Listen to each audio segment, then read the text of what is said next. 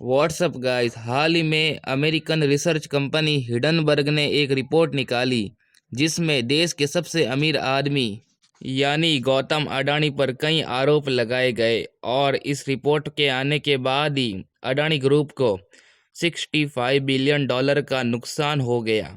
अगर ये रिपोर्ट गलत हुई तो हिडनबर्ग को बहुत बड़ा नुकसान होगा, क्योंकि हिडनबर्ग ने अडानी स्टॉक की शॉर्ट सेलिंग करी है। शॉर्ट सेलिंग का मतलब होता है कि जब कोई स्टॉक को शॉर्ट सेल करते हैं तो उसे प्रॉफिट तब होगा जब उस स्टॉक का प्राइस कम होगा। मान लीजिए आपने कोई स्टॉक को 100 रुपये पर शॉर्ट सेल किया है, तो उस स्टॉक का प्राइस कम होगा, तब हमें प्रॉफिट होगा।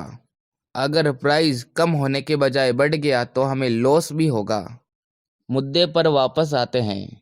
वैसे तो कुछ साल पहले तक अडानी के बिजनेस इतने बड़े नहीं थे, ज़्यादातर गुजरात तक ही सीमित थे। लेकिन पिछले कुछ सालों तक ज़बरदस्त ग्रोथ देखने को मिलती है और एक समय पर ये थर्ड रिचेस्ट पर्सन भी बन चुके थे और इनकी नेटवर्थ 120 बिलियन डॉलर पहुंच गई थी। और आपको जानकर हैरानी होगी कि 100 बिलियन डॉलर तो इन्होंने पिछले कुछ सालों में ही कमाए हैं। जब हिडनबर्ग की रिपोर्ट निकली तब से इन्होंने 65 बिलियन डॉलर गंवा चुके हैं।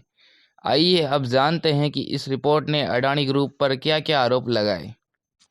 इस रिपोर्ट ने अडानी ग्रुप पर money laundering, accounting fraud, stock manipulation, corruption, offshore shell company, theft of tax payer और हिडनबर्ग ने 88 सवाल उठाए।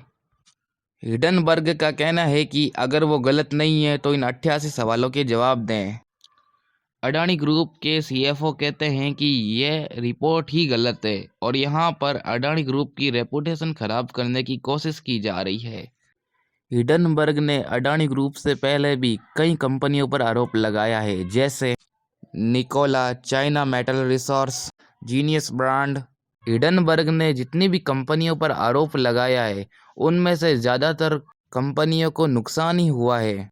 29 जनवरी को अडानी ग्रुप अपनी रिपोर्ट निकालता है और इस रिपोर्ट में कहा गया है कि यहाँ पर इंडियन इंस्टीट्यूट को अंडरमाइन किया जा रहा है। अडानी का कहना है कि जो हिडनबर्ग ने 88 सवाल उठाए उनमें से 65 सवाल पब्लिकली अवेलेबल है, बाकी 18 सवाल public share holder third party के हैं जिसका अडानी से कोई लेना देना नहीं है।